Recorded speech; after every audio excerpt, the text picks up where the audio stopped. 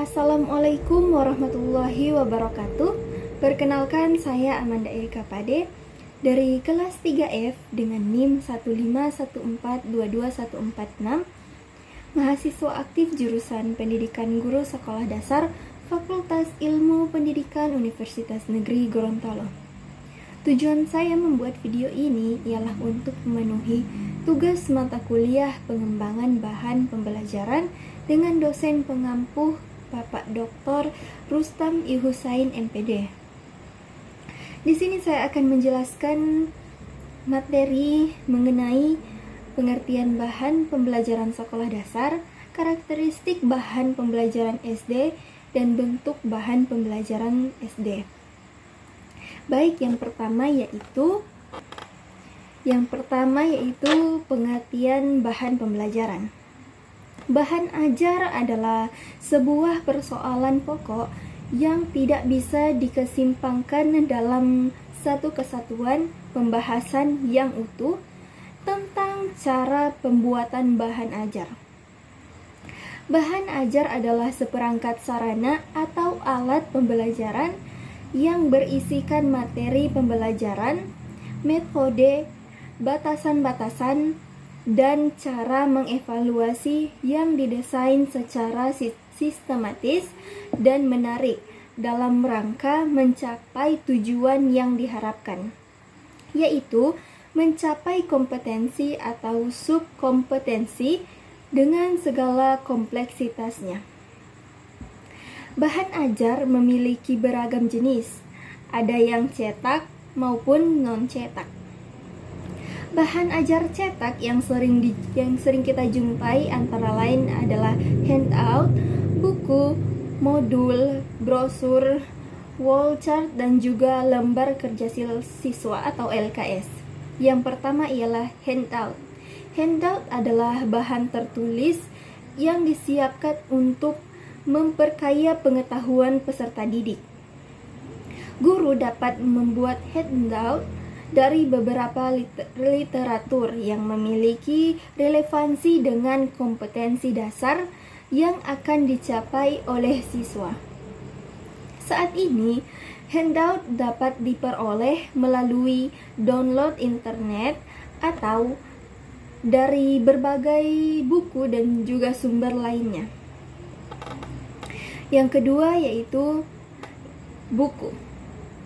Buku sebagai bahan ajar merupakan buku yang berisi ilmu pengetahuan, hasil analisis terhadap kurikulum dalam bentuk tertulis.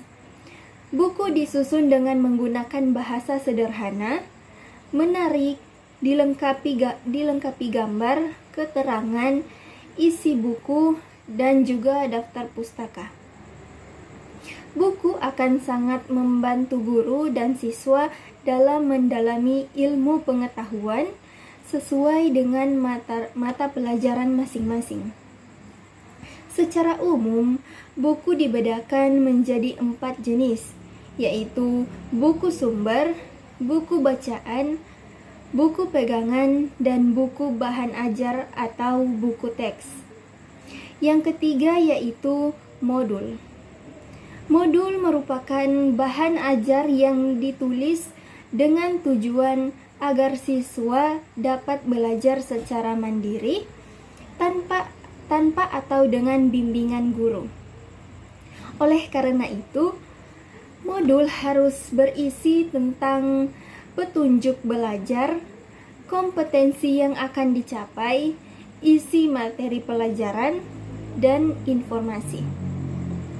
Yang keempat yaitu brosur. Tak hanya untuk iklan, brosur merupakan bahan ajar yang praktis dan memberi kesan tidak memberatkan siswa untuk belajar. Biasanya dengan desain yang bagus, brosur akan lebih menarik perhatian siswa dan impresi yang sulit dilupakan oleh siswa. Yang kelima ialah wall chart. Wall chart merupakan salah satu bahan ajar yang berbentuk gambar, denah, bagan, atau skema yang biasanya digantungkan pada dinding kelas.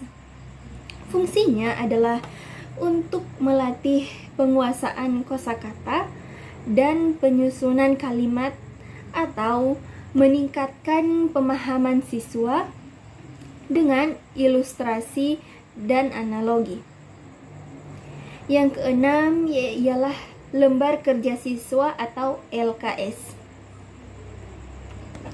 Para siswa dan guru pasti sudah tidak asing dengan lembar kerja siswa.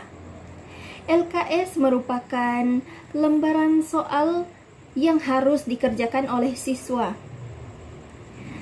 Keunggulan lembar kegiatan siswa ini yakni memudahkan guru dalam melaksanakan pembelajaran. Karena sifatnya yang lebih praktis, bentuk fisik LKS ini juga relatif tipis, sehingga dapat dibawa dengan mudah kemana-mana. Materi yang kedua yaitu mengenai karakteristik bahan pembelajaran sekolah dasar. Bahan ajar memiliki 5 karakteristik, yaitu karakteristik bahan ajar self-instructional, yaitu bahan ajar dapat membuat siswa mampu membelajarkan diri sendiri dengan bahan ajar yang dikembangkan. Yang kedua, karakteristik bahan ajar self-contained, yaitu seluruh materi pelajaran dari satu unit kompetensi atau subkompetensi yang dipelajari terdapat di dalam satu bahan ajar secara utuh. Yang ketiga, karakteristik bahan ajar stand-alone atau berdiri sendiri, yaitu bahan ajar yang dikembangkan tidak tergantung pada bahan ajar lain atau tidak harus digunakan bersama-sama dengan bahan ajar lain. Yang keempat, karakteristik bahan adaptif, yaitu bahan ajar hendaknya memiliki daya adaptif yang tinggi terhadap perkembangan ilmu dan teknologi. Yang kelima ialah karakteristik bahan user friendly, yaitu setiap instruksi dan paparan informasi yang tampil bersifat membantu dan bersahabat dengan pemakainya, termasuk kemudahan pemakai dalam merespon dan mengakses sesuai dengan keinginan.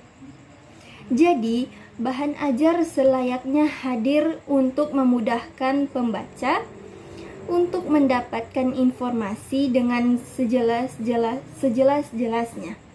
Materi yang ketiga yaitu mengenai bentuk bahan pembelajaran sekolah dasar. Yang pertama ada bahan ajar cetak atau print. Antara lain yaitu handout, buku, modul, wall chart, dan foto atau gambar.